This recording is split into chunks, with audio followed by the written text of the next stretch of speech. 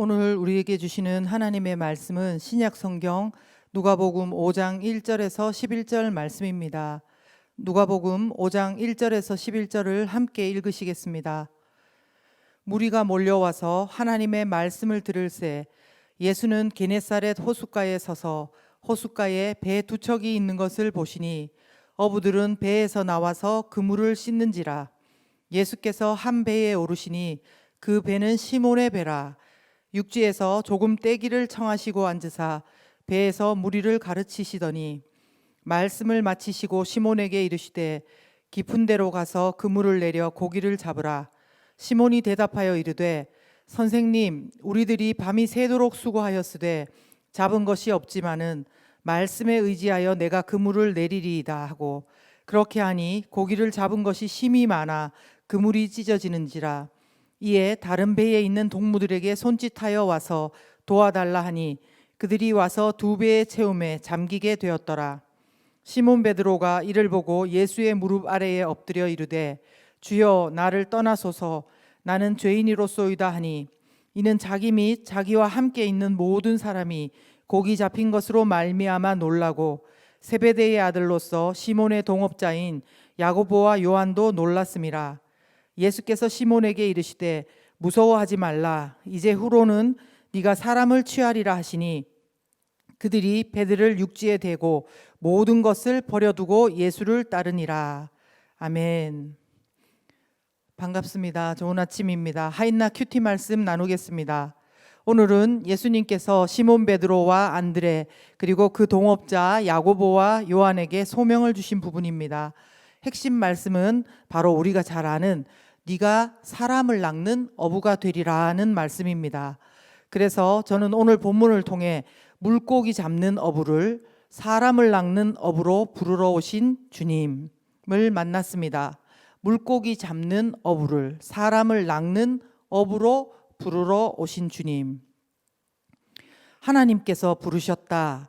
여기에서 부르셨다라는 말은 여러 가지 의미로도 사용되는데 크게 두 가지 정도로 말씀드리면, 하나는 어둠 가운데 있던 우리를 빛으로 불러주신 구원과 관계되는 부르심이 있습니다.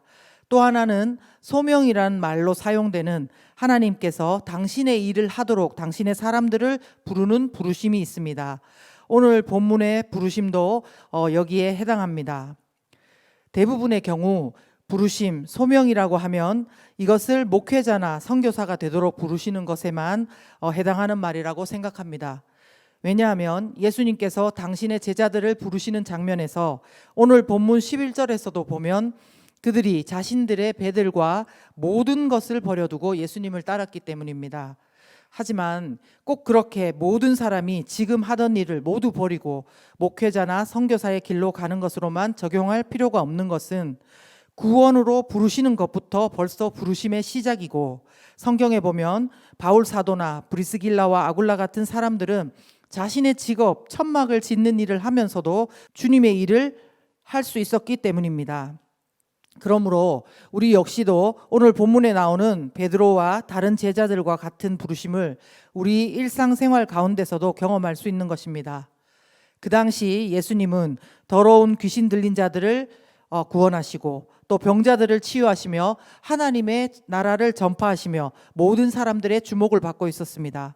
그러기에 많은 무리들이 예수님을 궁금해했습니다. 그래서 1절에도 보시면 무리가 몰려와서 하나님의 말씀을 들으려고 했다는 것입니다. 이에 예수님께서는 비어있는 시몬 베드로의 배에 올라가 조금 떨어져서 육지에 있는 무리들에게 말씀을 가르쳤습니다. 그러나 무리들을 향한 예수님의 사역은 여기까지였습니다. 그 중에 누구를 따로 불러서 말씀하시지는 않았다는 겁니다. 전체를 향해 말씀은 가르쳤어도요. 예수님의 관심은 게네사렛 호수, 다시 말해 갈릴리 호수에서 물고기를 잡는 어부들, 아까 말씀드린 베드로, 안드레, 야고보, 요한에게 관심이 있으셨습니다. 그래서 예수님은 그들을 직접 찾아오셨습니다. 물론 지나가시다가 들르셨을 수도 있고 또 하필이면 무리들을 가르친 곳이 그들이 있는 장소였다고 말할 수도 있겠지만, 성경이 분명히 기록하는 것은 베드로에게 예수님께서 오셔서 말씀하셨다는 것입니다. 예수님은 물고기를 잡는 어부인 그들에게 이제 후로는 너희가 사람을 낚는 어부가 되리라 이렇게 말씀하셨습니다. 그런데 어떻게 보면 어부에게 어부가 되리라고 말씀하신 것이니 이것이 무슨 부르심이며 소명이 될 수 있나 생각할 수도 있겠습니다. 그러나 중요한 것은 보시다시피 똑같은 직업이지만 이제는 삶의 목적이 달라지는 것입니다. 그전에는 물고기를 많이 잡고 덜 잡고 못 잡는 것에 내 인생이 달렸다고 생각하고 또 그것으로 울고 웃고 했습니다. 하지만 이제는 사람을 예수님께로 인도하는 그것에 우리의 마음을 고정하라는 것입니다. 물론 어부가 사람을 고치는 의사도 될 수 있고 농사를 짓는 농부도 될 수 있습니다. 그러나 이제는 같은 어부라고 하더라도 흑암에 있는 사람들을 빛 가운데로 인도하고 마귀의 소나기에 잡힌 자들을 우리 주 예수 그리스도의 생명 가운데로 인도하는 그런 사람으로 살기를 바라신다는 것입니다. 오늘도 예수님은 그들에게 다가오셨듯이 우리에게도 다가오실 것입니다. 그리고 집에서 살림하는 나를, 이 가정을 영육간에 돌보는 나로, 그리고 또 직장에서 문지기로 사원으로 근무하는 나를 복음이 들어오게 하는 문지기로 예수 그리스도 이름으로 그 땅을 밟으며 기도하고 예수 그리스도를 전하는 사원으로 부르실 것입니다. 삶은 똑같은 삶처럼 보여도 이 예수님의 부름을 받은 자는 그전과는 같이 살 수는 없을 것입니다. 눈동자에 빛이 돌아오고 모든 세포 하나하나가 힘을 받고 걸음이 바른 방향으로 내딛는 것입니다. 저와 여러분 가운데 오늘 이 부르심을 경험하는, 아니 간절히 사모하는 이 아침이 되었으면 좋겠습니다. 당연히 모든 것은 주님께서 하십니다. 그렇지만 네 가정이, 네 목장이, 네 직장이, 네 교회가 네 손에 달려있다, 이렇게 우리를 부르고자 하시는 주님의 음성을 듣는 우리 모두가 되었으면 좋겠습니다. 매일매일이 이러면 얼마나 좋겠습니까? 그런데 우리 가운데 예수님의 부르심이 희미해지고 다시 눈동자에 어둠이 깃드는 시간이 찾아오게 됩니다. 그동안 주 안에서 그래도 비교적 가볍게 느껴졌던 짐이 갑자기 더 큰 무게로 다가오기 때문에 신음하게 됩니다. 그래서 저는 오늘 본문을 통해 우리가 계속 예수님의 부르심에 따라가려면 어때야 되는지 두 가지 정도 말씀드립니다. 먼저 제가 만난 인간의 모습은 자기 경험보다 말씀을 우선으로 따르는 성도의 모습입니다. 자기 경험보다 말씀을 우선으로 따르는 성도. 무리를 떠나서 예수님께서 베드로에게 오셔서 가장 먼저 한 말씀은 오늘 누가복음 4절에 의하면 깊은 데로 가서 그물을 내려 고기를 잡으라, 그런 말씀이었습니다. 사실 베드로와 또 어부들은 이미 고기를 잡는 일을 마치고 2절에 보시면 그물을 씻고 있었고 또 5절에 보시면 그마저도 밤새도록 수고했는데 잡은 것이 없는 상태였습니다. 그런 그들에게 어부도 아닌 예수님께서 어부인 그들에게 이미 허탕을 친 그 일을 다시 하라고 하시는 것입니다. 이럴 때 저와 여러분은 어떻게 하실 것 같습니까? 저는 아마도 엄청 고민이 많아질 것 같습니다. 특히 베드로처럼 예수님이 행하시는 기적의 소문을 듣기는 했는데 나로서는 경험해 본 일이 없는 상황에서 더욱 그렇지 않겠습니까? 우리가 어떻게 해야 되나 이렇게 막 고민에 빠지는 순간 여러분 멈추십시오. 주님은 우리가 바로 그 순간에 자기 경험보다는 말씀을 우선으로 따르는 선택을 하기를 원하십니다. 내가 내 결정으로 선택한 것은 내가 책임져야 됩니다. 그렇지만 주님께 기도로 맡긴 것은 주님이 책임지십니다.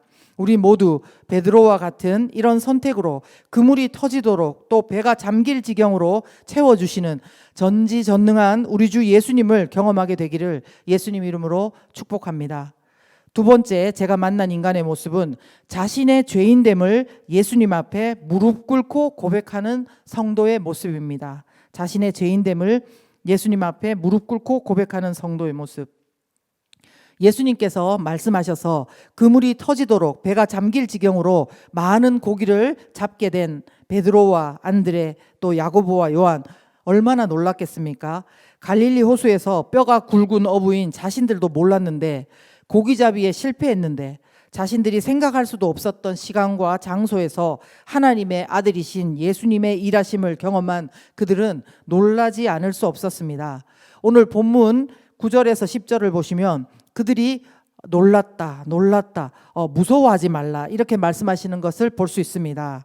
저 깊은 호수 속도 아시고 또 모든 것을 아시고 모든 것을 하실 수 있는 바로 그분, 하나님의 아들이신 예수님이 보시는데 매일 죄의 유혹 가운데 빠져 있는 우리가 어찌 마음의 고개를 똑바로 들고 있을 수 있겠습니까?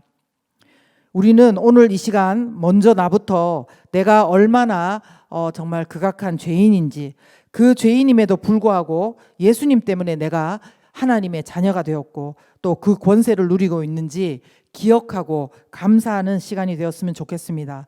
그것이 하나님께서 우리를 부르신 목적에 가장 합당한 조건이며 가장 기본이 될 것입니다. 저와 여러분 모두 오늘 이 아침도 예수님의 무릎 아래 먼저 꿇어 엎드리고 반응하는 귀한 겸손한 자녀가 되기를 또한 예수님의 이름으로 축복합니다. 우리 이 시간 함께 기도했으면 좋겠습니다. 하나님 아버지, 그렇습니다. 제 눈동자에 과연 빛이 있는지, 제 세포 하나하나가 요즘 힘을 받고 있는지, 제 걸음이 바른 방향으로 나가고 있는지 잘 모르겠습니다. 그렇지만 이 시간 말씀을 들으면서 다시 한번 똑같은 장소지만 마음을 새롭게 하고 주님을 따라오라고 부르시는 주님, 이 시간 만납니다. 하나님, 이것이 우리 성도님들 가운데도 동일하게 일어날 수 있도록 도와주시옵고 우리가 자기 경험보다는 말씀으로 우선을 따르는 그런 성도가 될 수 있도록, 또 그리고 내가 얼마나 큰 죄인임을 다시 고백하며 예수님의 무릎 앞에 꿇는 우리 모두가 될 수 있도록 도와주시옵소서. 함께 기도하겠습니다.